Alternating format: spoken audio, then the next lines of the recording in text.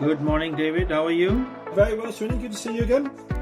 Now, you know what? We are talking in episode 1 and we are in episode 2. So, first of all, congratulations. We are one of the small group of people who have graduated from episode 1 to episode 2. And the first few sets of feedback that I've been hearing are all generally positive, except I want to say that my wife was saying that you guys are very serious. You could be cracking jokes. And I said, no, this is not a Sunday love songs show from Steve Wright on BBC. We'll try and make it funny, but not at that level.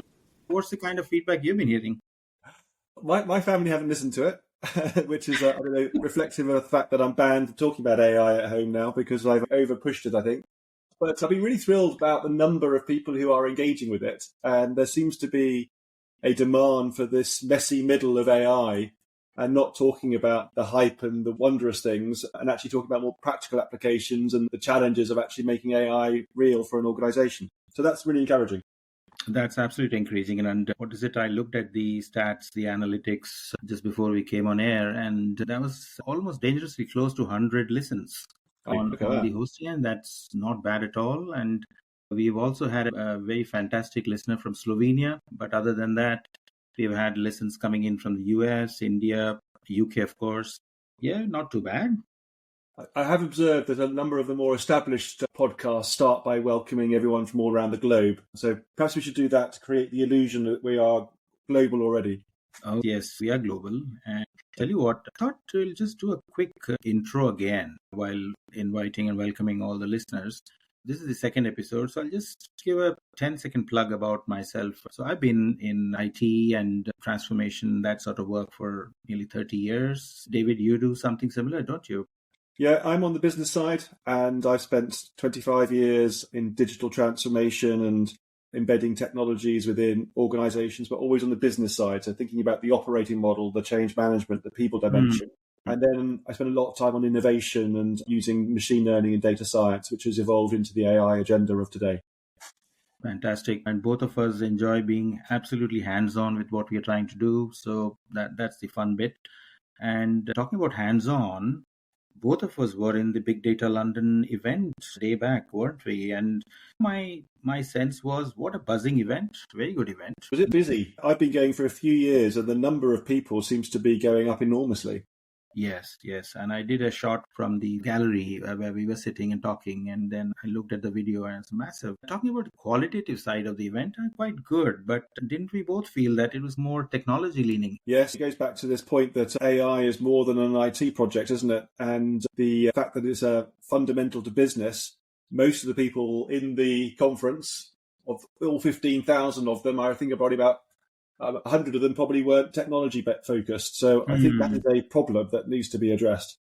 Yes, I think business people are quite famous to have no more than 5 or 10 minutes of attention spans on these things. And a lot of the conversation was around micro level or in the weeds sometimes. But I think it just shows the fact that the whole novelty aspect around AI in the enterprise is wearing off to the scars that people are having in actually bringing pilots to production. So I think that's a very welcome move, and people are talking as if this is very normal now to talk about enterprise AI, not a fancy thing. Yeah, for sure. I do wonder if they're going to change the name of the conference. Big Data London doesn't seem to be moving articulation, does it? No, big data seems a bit legacy in that sense. Yeah. Shall we canter through some top news? Did you have a few in mind? Yes, I wanted to talk about the NBER study, which was looking at is the first study on how people are actually using ChatGPT based on OpenAI data. Now, everyone's aware of the extraordinary growth in adoption, and now we're looking at 700 million weekly users are using ChatGPT. That's 10% of the world's adult population, which I think is quite extraordinary. And when you think about how that compares to previous technology waves and how long they took to get to that scale, this is like nothing we've seen before. I think the statistic, I think Facebook was 4 years to get to 50 million users. And I think ChatGPT was 2 months to get to 100 million users. Yeah. So, I mean, it's an extraordinary transition, isn't it?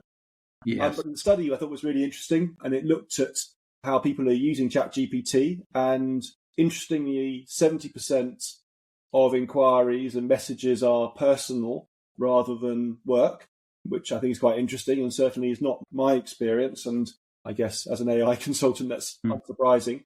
But I was surprised just how many people are using it in a personal context, which is great.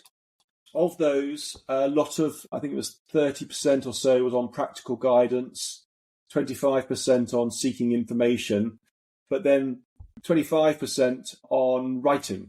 And I think that's the big application, that the queries around editing and refining and writing emails and documents and articles is the big.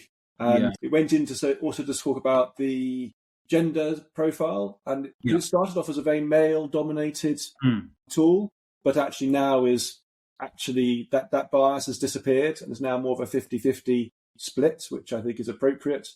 But there's a large influx on the youth side, and half of the usage is from under 26s, which is significant. So I thought it was a very interesting study, and the first sort of real insight in terms of how it's being used, I thought very pertinent. Yeah, I would agree. And I just add that a lot of this writing that has been joked about in the press, that people are doing a lot of slop with it, I see that also as a lot of sparring that people are doing as a thinking companion in terms of getting their doubts resolved, in terms of seeing whether this is better than that sort of thing, and getting a lot of real-time information about whatever they're thinking about or debating about, either in their business context or in the personal context. So I think that's the positive side of the study that you just talked about. No, agreed. The other thing that grabbed my interest was the announcements around the US tech investment in the UK. And obviously quite extraordinary numbers from Nvidia and OpenAI investing in the UK. I don't actually have the numbers at my fingertips, but I think it was sort of 300 billion, if I remember rightly, which are crazy numbers. Obviously, this is over a number of years, but this investment is really significant on a number of levels for me. One was I was very anxious about the dominance of US and China on the AI agenda. And what does that mean if you're not one of those one of those two geographies, and just becoming a bit player and reliant on one or other for our AI? So actually the fact that we're developing our own capabilities, I think, is really important. But also just the impact on our national economy. Actually, we were both at the Cornhill Club the other week listening to Lord Gavin Barwell speak about the poly-crisis of the UK economy and all the challenges that the economy is facing.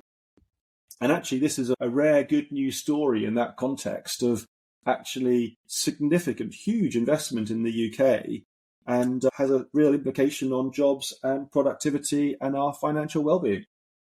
Yeah, absolutely. And I think the Cornhill Club session by Lord Barwell was quite instructive. He was quite erudite in terms of calling out a lot of the trends that are there, and someone who has spent a lot of time close to the government. It was nice to see how these things are thought about, and therefore it's a welcome move. Hopefully we keep hearing these investment news. The UK definitely needs it. I will quickly seg into some micro level news. And this news that I picked up from Wall Street Journal on Citi, their CTO, David Griffiths, quoting that they are now making strong inroads into doing agentic versions of the models. And he acknowledges that earlier it was not very reliable, the whole agentic approach. Now they are getting good at invoking tools, and therefore, apparently what they are specifically doing is they're using Claude and Gemini. And a user, I think in this case, one of their wealth advisors, can direct a tool which they are keeping inside what they call the Citi stylus workspaces. And this user can actually research a specific client or build a profile of them from both available public information as well as internal data sets, and translate to multiple languages. And this is absolutely a kind of rubber meets the road kind of use case where it is useful, it is linkable to a P&L line, and those kind of things. So I think it's a very welcome on the ground kind of adoption news that I so look forward to reading these days. Yeah, it's great to see. Yeah. Also, this week, FT covered a very interesting report. And what we try to do as David is try and bring a complete set of different flavors to the listeners. And this one is instructive again, in the sense that FT says that on earnings calls, CEOs and CFOs are generally hype prone. They seem to say a lot of good things and big things about AI and their own internal deployment of AI. Whereas in the filings, it's a slightly different tone. It's slightly muted. It is risk heavy, a lot of caveats, a lot of mentions of regulation, cybersec, cost, etc. And it's not difficult to understand why that is the kind of difference. I guess filings have to be of a particular nature, but the FOMO that's driving the C-level audience at that level is interesting because they do want to do because they don't want to be lagging behind the competition. At the same time, they want to make sure that they're not giving too many forward-looking kind of statements. So that was interesting. And finally, and then I'll ask you for your reactions. Finally, I thought I picked up the JLR cyber fiasco that we are seeing. A couple of things leaped out at me, and one of them was that, believe it or not, JLR had not purchased cyber insurance, and they're going through these massive cyber attack right now as we speak on the 26th of September. Isn't that extraordinary? You told me that before. I just couldn't believe that. It is a fact. And I cross-checked a couple of times in an FT, and it is so. And it's a massive impact. 3.5 billion of revenue hit, of which about 1/3 of that is actually gross profits. So I think massive impact. And this chap, I don't know what exactly happened. It's the impact on the supply chain. Somebody called Ray of the dangerously named Hellcat group is the hacker here. And he's been at it 2 times in the last 6 months. So yeah, I think these are the times. And I guess with AI playing a role on the other side, the dangerous, the dark side, we'll hear more of these cases. And JLR is owned by Tata, isn't it? Yes, Tata owns TCS, which is a digital and cyber specialist organization. I just find the whole concept extraordinary. Yes, and they are all the more cautious with all these efforts that are going in. And nobody wants to be the first example to be cited when cyber happens. And unfortunately, JLR are at that position right now. But hey, they've got to cover this. And you know, what reminded me of what the government in the UK is trying to do with this is that there are proposals of various seriousness levels. And one of them was to really help the suppliers of JLR because they are cash strapped now because JLR is not able to pay them. So this proposal, which I thought I'll plug here, which is government buys all the components from the JLR supply chain, pays the suppliers, and then gets the money back from JLR when things become normal. So I think that was fascinating in terms of what a cybersec hack can actually do to the reality in the enterprise. I don't know what the nature of the actual hack was, but I presume they're going to be far more sophisticated in nature because the bad actors are using AI proactively in terms of how they can actually attack organizations. Yeah. No, I think we've seen that with M&S, haven't we? We have seen that with Harrods. We've seen that with Heathrow Airport in the last 3 months. I don't know if this is a trend that needs to be seen with the recency halo effect or broadly with what's happening around the world, getting sped up and so on, but one to watch. Indeed. I sort of reflect back on your thoughts around the FT report and the earning call analysis, which I think is really interesting. And I've seen similar studies looking at annual reports and the CEO's introduction to the annual reports and analysing the keywords that come out of that. And certainly AI is a very dominant feature therein and is an early indicator of future investment. And I think there's certainly a reality that every board now needs to have an AI answer, even if it is we aren't doing AI because X, Y, Z. But I did want to highlight one particular aspect of that position. And talking with a number of non-executive directors, they were quite shocked when I talked about this concept of shadow AI. And certainly a number of organizations, particularly in the financial services where I do a lot of my work, they've taken a very cautious approach to AI because they don't have the expertise and the knowledge, and we're very scared by the associated risk and privacy issues associated around AI. And a number of them took a very no AI position to avoid this risk. And this concept of shadow AI is the reality that your staff will be using AI anyway, even if you're not providing a corporate solution for them. And the banks went through this a number of years ago when they took a similar position and then discovered people were looking at ChatGPT on their phones to help their own productivity in their job, not disclosing it and reaping the benefits of achieving more quickly. But without that corporate control, without that proper training, the risk to an organization of actually their staff using AI in inappropriate ways and bringing corporate risk is really significant. It doesn't take much for an individual who's not been trained in AI to be putting company or personally sensitive information into an AI to do some analysis per their job. And if they're not in the right solution, and that information could well be part of the future training set of ChatGPT or others. And I think this is a really significant thing that a number of organizations are only slowly realizing. Yeah. Can't but help notice that shadow IT was very much there in the pre-AI days as well. Yeah. It's just that these days, with what AI can do or cannot do, the impact of shadow AI will be felt much more. But I think organizations have to see the positive side of the enthusiasm of people inside the enterprise using this. Hope that this is actually channeled into a much more positive impact on the organization. So hopefully, yeah, fingers crossed on that. Very well. This episode, we thought for the remaining 20 odd minutes, we will spend a little bit on the field notes that we are seeing on enterprise AI. What exactly is happening in the field? And broadly, let me share what I'm seeing, and then please feel free to chip in. I think that there is a lot of piloting going on, of course, but there is also some of those getting into production, and therefore the treacherous terrain is being seen a lot more. There's a lot of reporting. I just mentioned the city case. So I think there's that a lot of trial and error at play, and there's emerging a method to the madness. And when I was reflecting on this, I thought there is a kind of a scaffold that's being built as we keep going. And this scaffold is independent, agnostic of the industry domains as such. There could be some best practices in each domain, but broadly the scaffold is you typically start from value, then you talk about what data do you have, then you talk about what use cases you can do, then you get into talking about models, patterns, platform, talk about the operations, how do you integrate all of this. Then, of course, you talk about security, governance, economics, should you keep doing these. At some point, we'll do a much more detailed, very practical orientation of this with maybe ourselves or with a guest. But suffice it to say that there are probably 3 rooms, aren't there, in the enterprise where this conversation is going on from a production point of view, not just from a pilot point of view. When you and I were thinking about this, the 3 rooms that are prominent is something that you brought up. What's your sense? What are the kind of 3 rooms? There could be multiple rooms in the enterprise, but what's happening there in terms of broad set of 80-20 rule wise? What are the kind of conversations?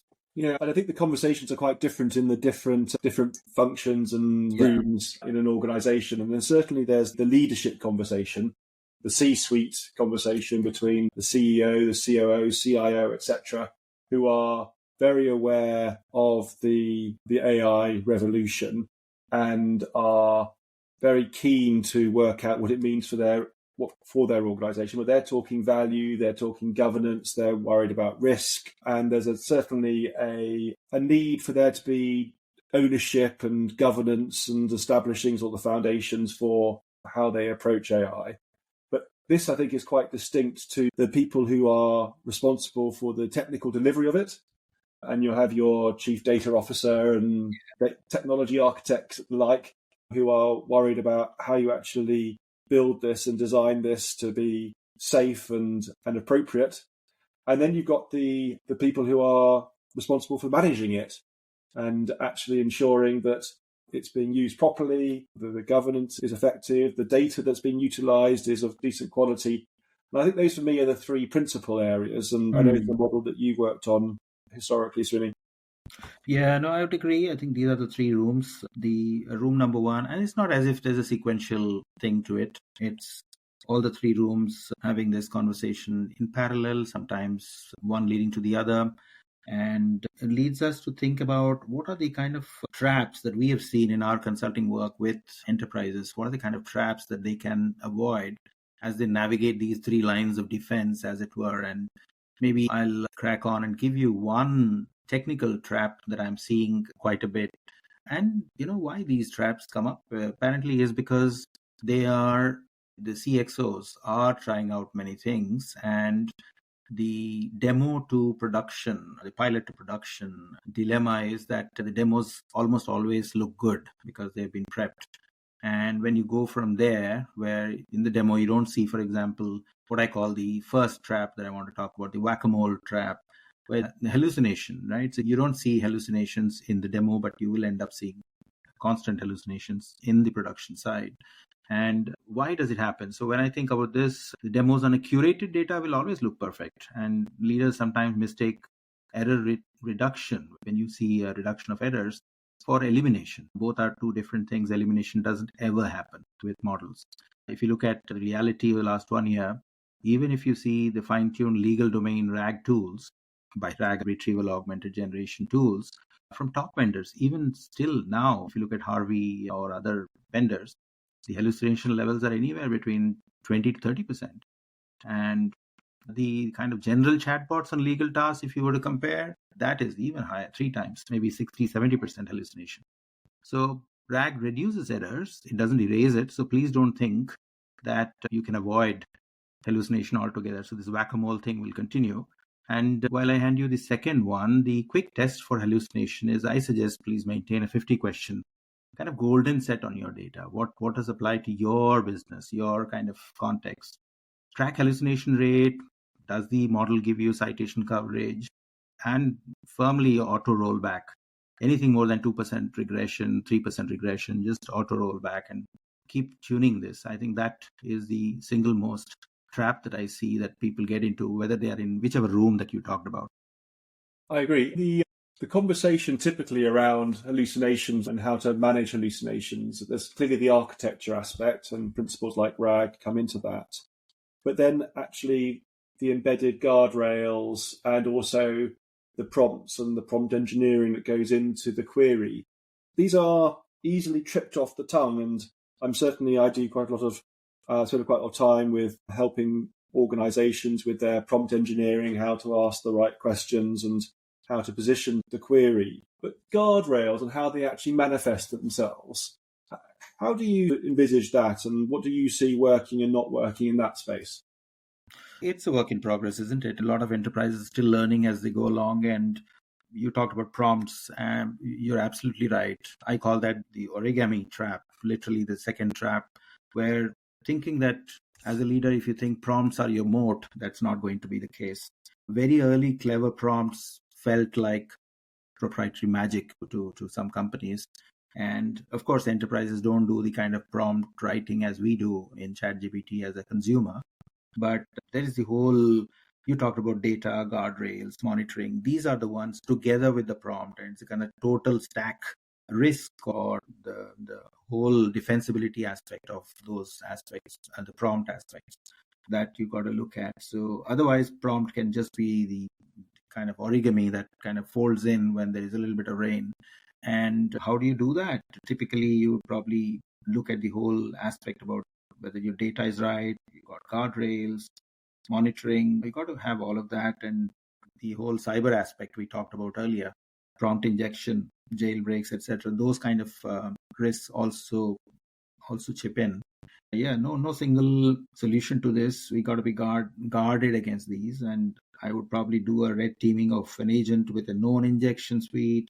I would record attack success rates, exfiltration volumes. I would talk about all those and really be diligent about recording how these things can get first documented and then reviewed, and strong governance on these days.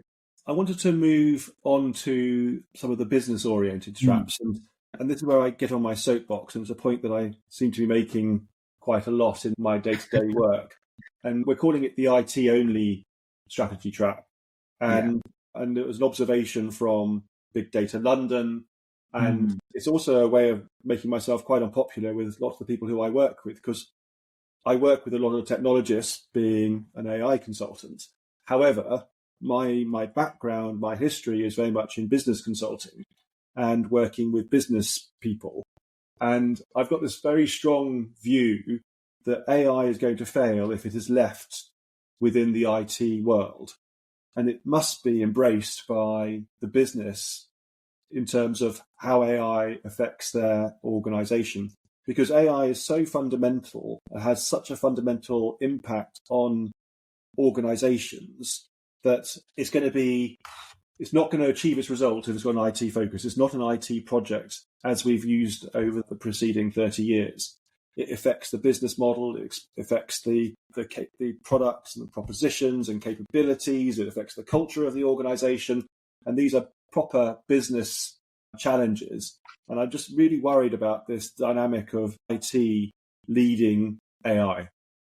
True, isn't it? You got to look at, you got to start with the P&L owner, right? What is the kind of P&L impact this will have? And a particular AI in that sense is not any different, like what we used to talk about earlier, that IT is not the starting point, it's the business that is starting point. Absolutely.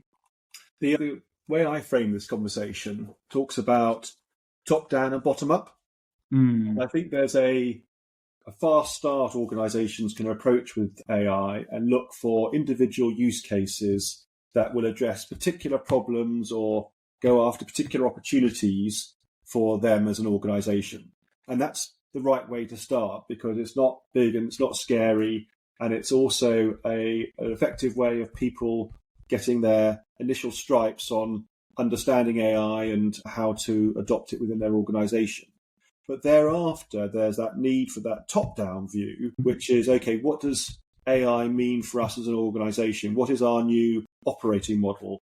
What are our new policies and procedures? How do we train our people to be AI-enabled and understand the risks and the opportunities from AI? And I think this top-down, bottom-up model is an important dimension to try and get right in your wider AI transformation itself. Yeah, essentially, hybrid always wins. If you just do top down, it may lead to something. If you just bottom up, that's something. But trying to marry the benefits of top down strategy definitions with the bottom up percolation of talent and creativity and lateral thinking and all of that, that both meeting together is always something that comes out very well. And the question that I wanted to ask you was, with all this AI, sometimes is there a risk of the whole organization becoming sterile with the DNA of the organization messed up or getting lost in the process? I think that's true. And certainly when you talk about the sort of brand voice, if your brand voice is increasingly going to be provided by AI, so your marketing copy or your communications are AI generated, you can tell when a article or text has been written by AI. And if everyone's using the same AI across different organizations, I think there's a very real risk that we all normalize into the same message. So I think the priority is for organizations to identify what is special about them, what is dear to them and what differentiates them from the competition, and actually work out how to protect that rather than actually automating that and making that an AI-enabled process. I think you can augment in that space. Yes. But it's critical that you maintain that unique corporate DNA in those areas that make you special. Yeah, I think that's definitely a lot more nuanced than what a very generic strategy for an enterprise would be. I'm conscious, David, of time. The way we're running, we promised ourselves we'd try and do this shorter and more succinct, didn't we? Yes. So probably we'll keep some of the other traps that we have noticed for the next episode, which, you know what, we've been quite regular. We've come back for the second one within 2 weeks. So hopefully the third one will roll out in another 1 or 2 weeks. And I would request our listeners to let us know on LinkedIn or on any other way they want of any specific subjects within the enterprise AI firmament that they would like us to talk about. We'll be happy to do a little homework on that, come up with some thoughts, organize them, and then come back to you. One of the things I'm really, David, want to talk about from our side is how are these frontier labs attacking the enterprise market?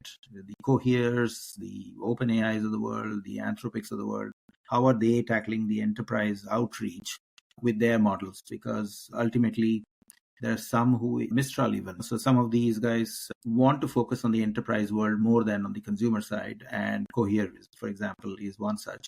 So that's one topic that I was thinking. Any that you think you want to jump on for the next one? Where to go next? I would like to start talking about some real AI applications. Certainly in the training I provide and my conversation with business people, you can talk theory for ever. Yeah. But actually, what the defining moment is when you actually look at the application in organizations. So I was thinking, actually, if we actually talked about some different tools, some different use cases, some real life stories that we've been involved in, and talking about the impact those have had and some of the lessons learned, I think would be valuable. Absolutely. I think those are definitely something for starters, and we'll give it some thought. And of course, just to repeat, love to hear from our listeners and see what they think we should be talking about. With that, it's almost time to say thank you all for listening. And we will be coming back soon to talk about something new, and can't wait, David. So I think we've to keep it a little bit shorter. I don't think we've got enough gags in here yet, so we need to work on that. Yes. No, we got to work on that. Gags per minute. Okay. That's the metric. Indeed. Great to talk to you again, Srini. Thank you, David. Thank you all. Speak soon. Bye.